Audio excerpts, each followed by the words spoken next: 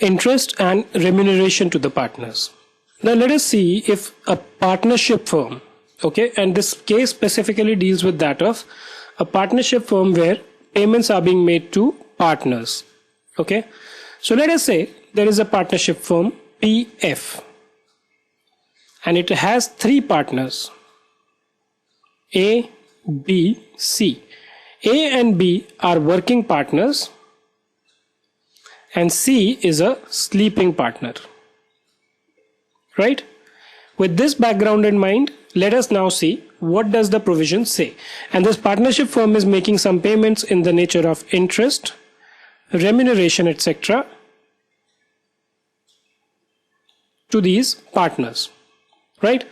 So what will be the rules governing the allowance of interest? It cannot be that, this can be a very handy tool. So let's say, for example, if the partnership firm wants to reduce the amount of taxes, what it will try and do is it will try and increase the amount of interest as much as possible, try to pay a very high salary to the partners, and because each of these partners who are individuals have their own exemption limits, they may not get taxed, right? So the firm saves taxes by paying higher interest and the partners do not pay any taxes because of lower income slabs. To avoid that situation, this particular section deals with the provision that what is the extent to which interest and remuneration will be allowed when it is made by a partnership firm to a partner. So let us see what are the rules. So first we will deal with the case of interest. Interest paid to a working partner, sleeping partner is a non-working partner. Okay, so this example when I told you that sleeping partner, it's a non-working partner. Interest paid to a working partner is allowed up to 12% simple interest per annum if authorized by the partnership deed. So if there is no mention in the partnership deed, as we all know, you would have studied in your CA CPT as well, is the document which is kind of an agreement between partners. It's a charter document of the partnership firm, right? And so you are allowed up to 12%. Right? Provided condition 1, it is allowed under the partnership deed, and second is it should not be for the period prior to the date of partnership deed. So let's say, for example, these A and B and C got into partnership with effect from 1/4/2011.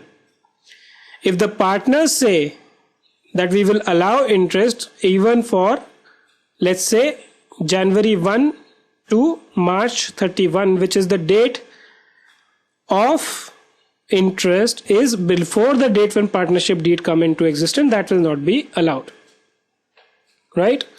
Same is the condition for a non-working partner. The way you should remember is that if one is called, what is interest? Interest is a payment because partners have given some funds to the partnership firm. It is for the money which is lent, right? So whether the money is lent by the working or non-working partner does not make a difference. Therefore, the amount of interest paid to both of them is same, right? Now, salary, bonus, commission or remuneration. Why are salary given? Salary are given because you are working for the company, right? Therefore, what you need to remember is that these are allowed only to a working partner, right? These are not allowed to a non-working partner. Why? Because he's not doing anything. So if he's not doing anything, why should he be allowed at all? Right? Now, salary bonus are allowed if authorized by the partnership deed, subject to a maximum of. Again, as I said, it has to be authorized by the partnership deed.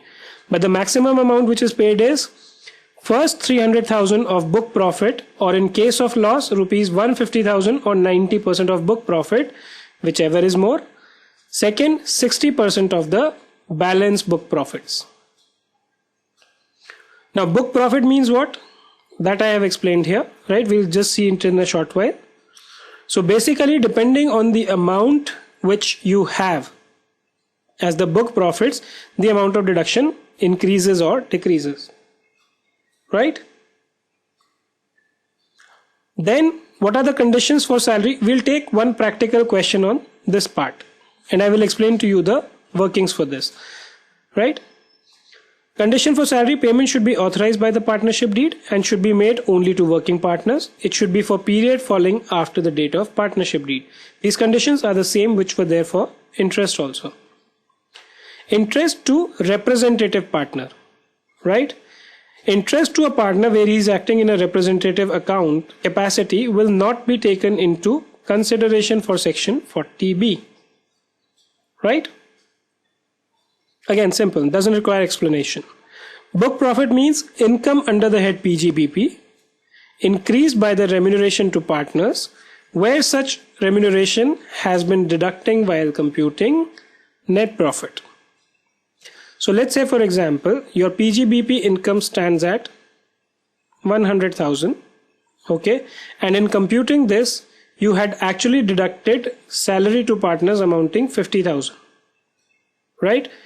The book profit will be equal to 100,000 plus this 50,000, right? Because that is the amount which is some kind of an allocable amount to the partners. That is book profit, right? Again, as I said, partners, just to recapitulate, these payments are classified depending on whether a partner is a working or a non-working partner. Interest payments are same whether you are working or non-working. Salary, etc., they're not paid to a non-working partner, paid to a working partner. Again, there's a slab. In both these cases, these are allowed as a deduction only if it is authorized by the partnership deed, right, and fall for the period after the partnership date. Interest is allowed to both of them, salary is allowed only to one of them.